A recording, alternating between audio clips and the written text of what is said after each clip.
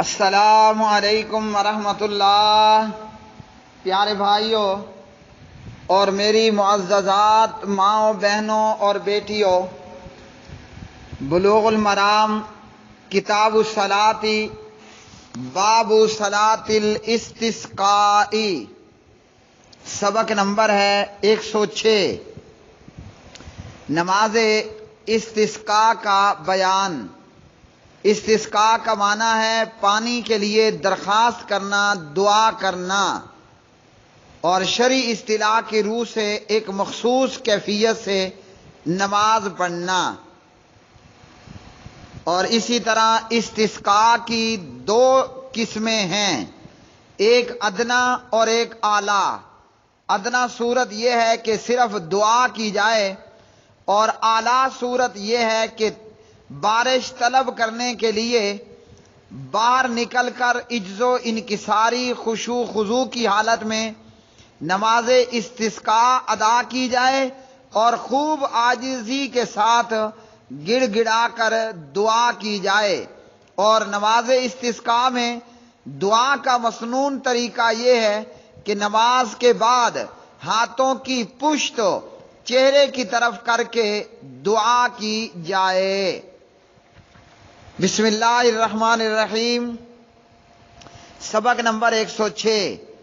عن عبداللہ بن عباس رضی اللہ تعالی عنہما قال خرج النبی صلی اللہ علیہ وسلم متواضعا متبذلا متخشعا مترسلا متضرعا فصلى ركعتين كما يصلي في العيد لم يخطب خطبتكم هذه، اخرجه ابو داود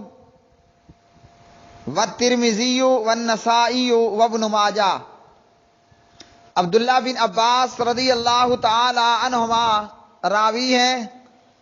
فرماتے ہیں کہ پیارے نبی حضرت محمد الرسول اللہ صلی اللہ علیہ وسلم تواضع اختیار کرتے ہوئے، یعنی عاجزی اور خاکساری اختیار کرتے ہوئے، ترک زینت کرتے ہوئے، زینت کو زیب و زینت کو چھوڑتے ہوئے، خشوع کرتے ہوئے، آہستہ آہستہ چلتے ہوئے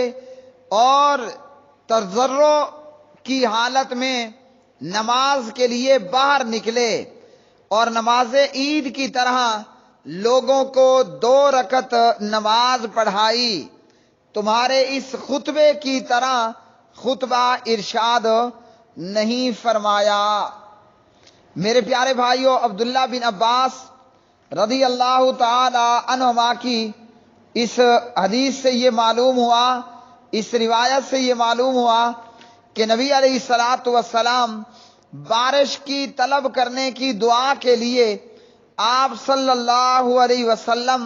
جو ہے وہ آبادی سے باہر نکلے عیدگاہ کی طرف، اور عیدگاہ جا کر نبی علیہ الصلاۃ والسلام نے 2 رکعت نماز پڑھائی اور خطبہ ارشاد فرمایا، یعنی خطبے کے اندر تمہارے خطبے کی طرح نہیں تھا،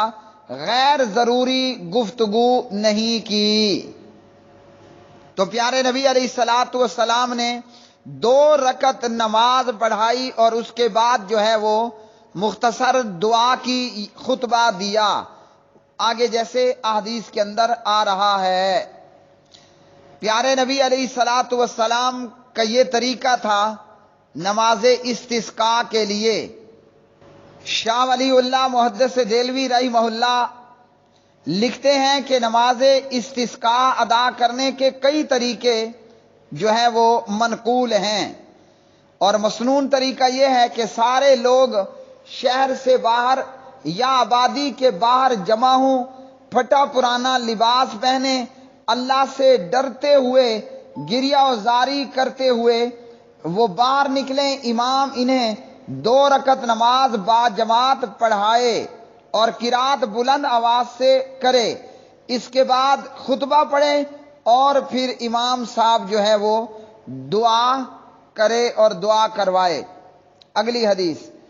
ان عائشہ رضی اللہ تعالی عنہا قالت شک الناس الى رسول اللہ صلی اللہ علیہ وسلم قحوط المطر فامر بمنبر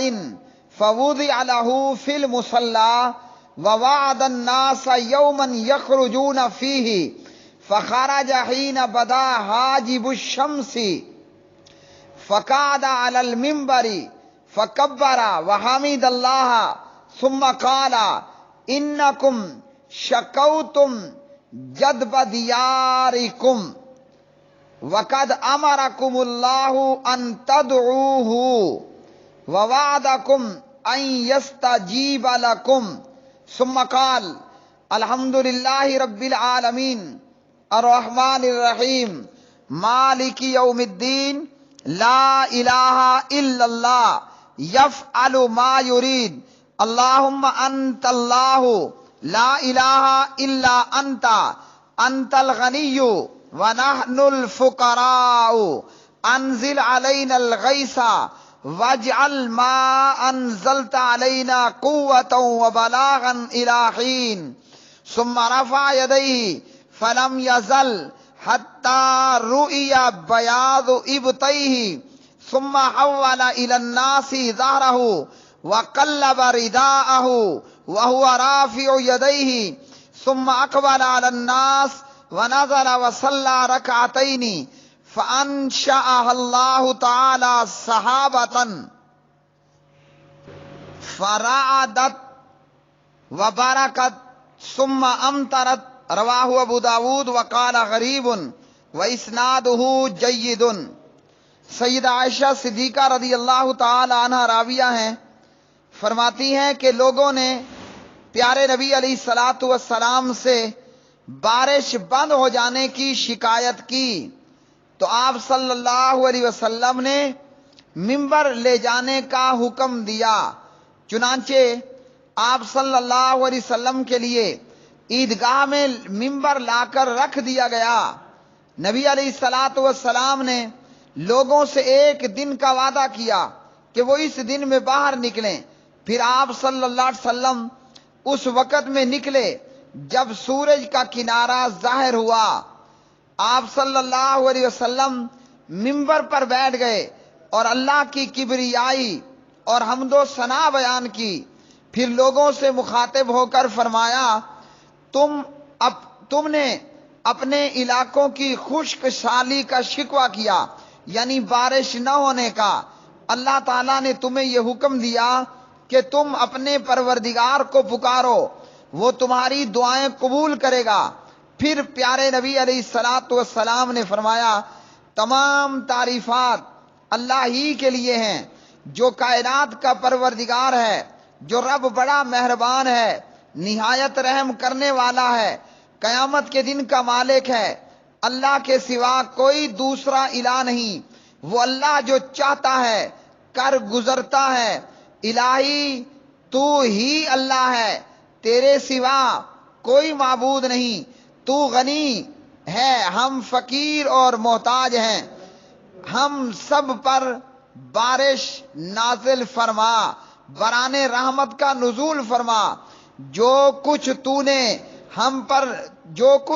تو ہم پر نازل فرمائے اسے ہمارے لیے قوت اور ایک وقت تک کے لیے گزران بنا دے۔ اس کے بعد نبی علیہ الصلوۃ والسلام نے اپنے دونوں ہاتھ مبارک اٹھائے اور آپ اپنے ہاتھوں کو اٹھاتے گئے اور دعا میں مشغول رہے، یہاں تک کہ آپ کے بغلوں کی سفیدی نظر آئی، یعنی آپ نے اتنے ہاتھ اوپر بلند کر کے دعا کی۔ پھر لوگوں کی جانب اپنی پشت کر کے کھڑے ہو گئے، قبلہ رو ہو گئے اور اپنی چادر کو پلٹایا، جبکہ آپ اپنے ہاتھ اوپر اٹھائے ہوئے تھے۔ بعد ازاں لوگوں کی جانب منہ کیا، منبر سے نیچے تشریف لائے، 2 رکعت نماز پڑھائی۔ پھر اسی لمحے ایک بدلی آ گئی، اللہ رب العالمین نے ایک بدلی بھیجی، وہ بدل گرجا، بجلی چمکی اور بارش برسنا شروع ہو گئی۔ وقصۃ التحویل فی الصحیح من حدیث عبداللہ بن زید رضی اللہ تعالی عنہ وفیہ فتوجہ الی القبلۃ یدعو ثم صلی رکعتین جہر فیہما بالقراءۃ وللدارقطنی من مرسل ابی جعفر الباقری وحول رداءہ لیتحول القحط۔ صحیح بخاری میں عبداللہ بن زید کی روایت میں چادر تبدیل کرنے کا قصہ موجود، اور اس میں یہ ہے کہ آپ صلی اللہ علیہ وسلم نے قبلے کی طرف رخ کیا اور دعا پیارے نبی علیہ الصلوۃ والسلام فرماتے رہے، پھر 2 رکعت نماز ادا فرمائی اور ان 2 رکعت میں قرات بلند آواز سے کی۔ دارقطنی میں ابو جعفر باقر کی مرسل روایت میں ہے کہ آپ نے چادر اس لیے پلٹی قحط سالی بھی اسی طرح پلٹ جائے، یعنی قحط دور ہو جائے، بارش کی بندش ختم ہو جائے اور بارش برسنا شروع ہو جائے۔ تو پیارے بھائیوں، اب اس حدیث سے ہمیں یہ معلوم ہوا کہ نماز استسقاء کے لیے ممبر باہر لے جانا جائز ہے، جیسا کہ نبی علیہ الصلوۃ والسلام نے فامر بممبر، آپ نے ممبر کا حکم دیا، فوضع لہ فی المصلی، اور عیدگاہ میں ممبر رکھ دیا گیا۔ نماز استسقاء کے لیے پیارے نبی علیہ الصلوۃ والسلام نے ممبر کا حکم دیا اور ممبر رکھا گیا، اور خطبہ جو ہے وہ خطبہ استسقاء نماز سے پہلے پڑھا گیا، اور استسقاء کے لیے آپ نے دعا میں ہاتھ اتنے اوپر اٹھائے کہ جناب انس فرماتے ہیں کسی اور موقع پر اتنے بلند ہاتھ اٹھانا نبی علیہ السلام کو میں نے نہیں دیکھا۔ بخاری 3565۔ اور اس سے یہ بھی معلوم ہوا کہ دعا میں ہاتھ اٹھانا یہ بھی سنت ہے، اور آپ صلی اللہ علیہ وسلم نے خطبے کا آغاز جو ہے وہ الحمدللہ رب العالمین سے کیا، اور اس خطبے میں اللہ رب رحمان کی حمد و ثنا بیان کی، رب کی ثنا بیان کرنے کے بعد رب العالمین سے دعا کی، انزل علینا الغیث، اے اللہ ہمارے اوپر باران رحمت نازل فرما۔ تو معلوم ہوا دعا کرنے میں بندے کو چاہیے کہ وہ اللہ کی حمد و ثنا بیان کرے۔ دیگر روایات میں نبی علیہ الصلوۃ والسلام پر درود و سلام پڑھے اور پھر دعا کرے۔ تو یہاں پیارے نبی نے حمد و ثنا کی اور پھر بارش کے لیے دعا فرمائی، اور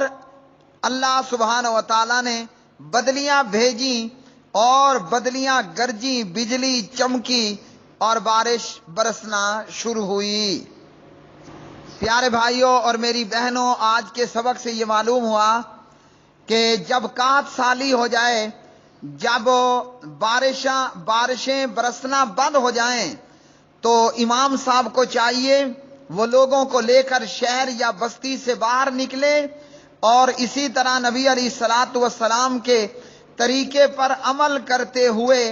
لوگوں کو 2 رکعت نماز پڑھائے، مختصر خطبہ دے، اللہ کی حمد و ثنا بیان کرے،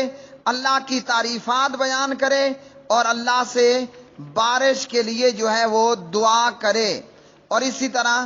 دیگر جو طریقے ہیں وہ اس باب کی آئندہ احادیث کے اندر بیان ہوں گی۔ وآخر دعوانا ان الحمد للہ رب العالمین۔